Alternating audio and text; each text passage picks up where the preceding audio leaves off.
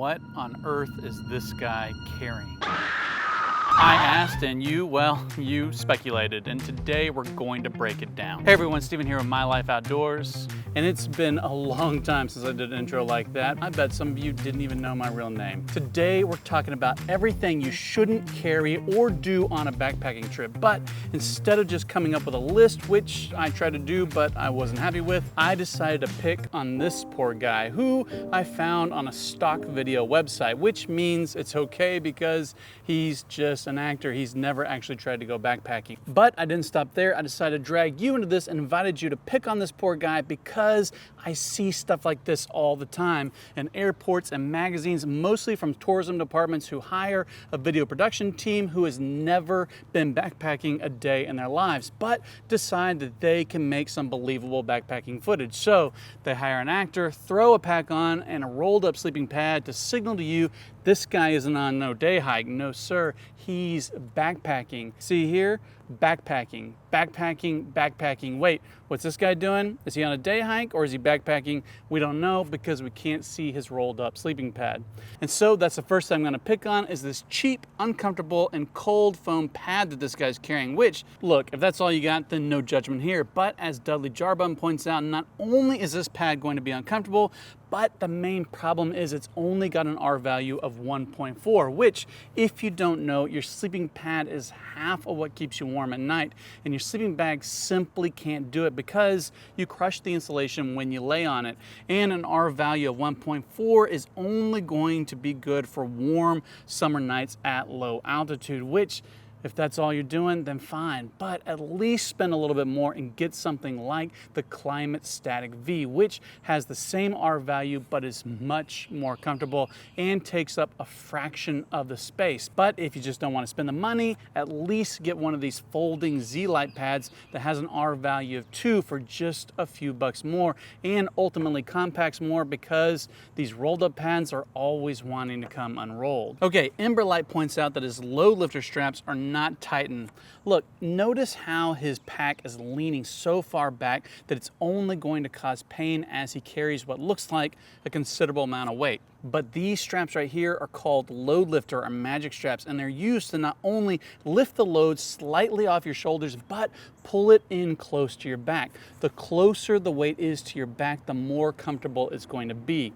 All this guy needs to do is cinch these straps down and this pack is going to be 10 times more comfortable, I guarantee it. Speaking of straps, CyberX4 points out that his hip belt isn't tight in this shot, but I also noticed that sometimes he doesn't even fasten his hip belt at all, which means there probably isn't really any actual gear in this pack. It's just a prop for the video. But ignoring that and assuming that this thing is actually full of gear, it's got to be something like 50 pounds or more, which there's nothing wrong with a heavy pack. Hike your own hike. But I don't care who you are, that is going to take a toll, leaving you sucked of energy at the end of the day. And before you jump into the comments and say 50 pounds really isn't that much, there is a reason why airlines limit your checked bag to just 50 pounds so they don't have to subject their employees to lifting that much weight over and over again. And the problem is probably things like this metal water bottle that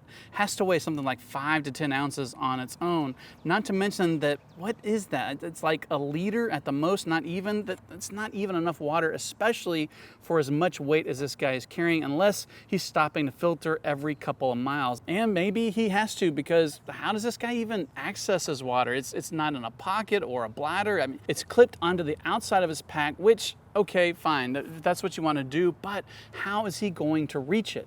In all the videos I see, this guy is by himself, except for, well, maybe the camera guy. Maybe the camera guy is going to get his water for him. Seriously though, you don't have to carry a metal water bottle or even a Nalgene for that matter. Just get a couple of smart water bottles. And I get asked all the time, why smart water bottles? The main reason is they have a standard 28 millimeter thread size and they are light and durable. The 28 millimeter thread size is important because that is what fits on most squeeze style water filters, and the plastic is really durable. It's not those kind of crinkly type plastic water bottles that you see all the time, which means you can reuse these over and over again. In fact, I've got some that I've been using for over a year. So don't waste your money on a water bottle that won't even screw onto your filter. just get yourself some smart water bottles. But my favorite thing is what Idler points out, he's wearing a polo shirt, and it's kind of hard to tell, but it seems to be a cotton polo shirt, which is just a big no-no when it comes to backpacking. Look, cotton retains moisture and it holds that moisture next to your skin, and it takes forever to dry. Synthetics and wool actually wick moisture away from the body. They dry quickly and ultimately will keep you warmer in cold weather because your skin isn't wet, and they will keep you cooler in warm weather because the evaporation actively cools the area. This is the reason why professional sports teams aren't running around in cotton jerseys. I don't spend a ton of time talking about clothing on this channel, but the right clothing is an important part of backpacking. I like to wear a simple synthetic t-shirt, but a lot of backpackers prefer a sun hoodie like this one that Moose Jaw sells from Outdoor Research. A good sun hoodie will not only keep you cool and wick away moisture, but it'll block the sun from hitting your arms and the back of your neck. In fact, Moose Jaw carries everything you need to be properly outfitted for backpacking, whether it's just a synthetic t-shirt, a sun hoodie, both ultralight and traditional backpacks, tents, sleeping pads, and more. They have everything you need, and if you use the code MLOMJ, which stands for My Life Outdoors and Moose Jaw, you'll get 10% off most things Moose Jaw sells, 5% off things that are already on sale. Some exclusions do apply. Go check them out through the link in the description. Get the stuff that you need while helping support this channel at the same time. Now, speaking of clothing, I'm just going to assume that this guy has at least one extra pair of clothes in his backpack because, yep, look here, he's wearing a different shirt. Now, everyone needs to hike their own hike, but I will say you really don't need an extra set of clothes. In almost 20 years of backpacking, you know how many times I've changed clothes while out on the trail? Never once. Look.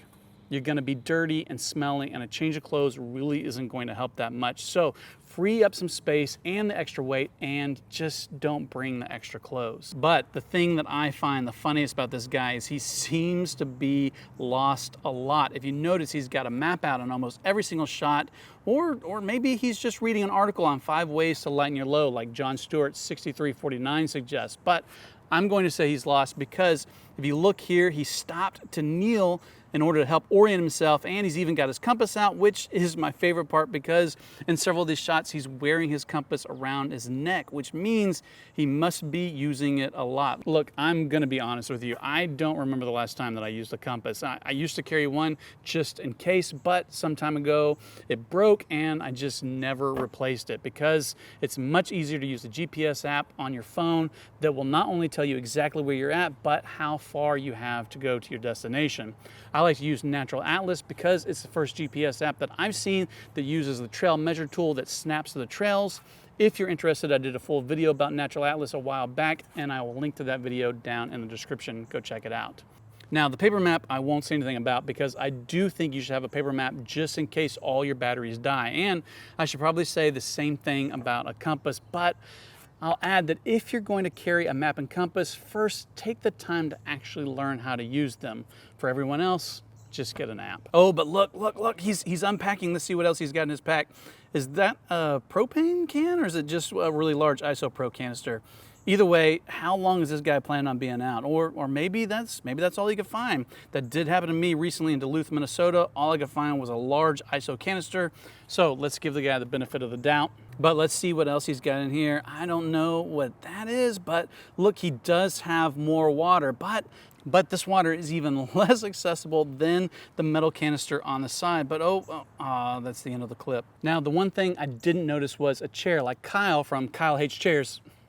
I mean, Kyle hates hiking. He suggests he's probably carrying a chair, but I'm gonna push back on this because I really don't think so. This looks like the same type of guy who drops in my comment section on other videos and says things like really a chair? Insinuating that people who carry chairs are weak because all they wanna do is be comfortable, which are also the same people who will make fun of you for wanting to go ultralight, claiming you're too weak because you can't carry all the weight. And I've always been like, you can't have it both ways. If it's about strength, then just carry the extra weight of the chair. But I guess true men are intentionally miserable.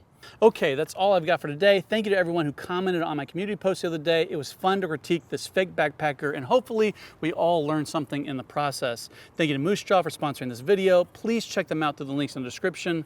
Like, subscribe, and do all those other things. And as always, thanks for watching.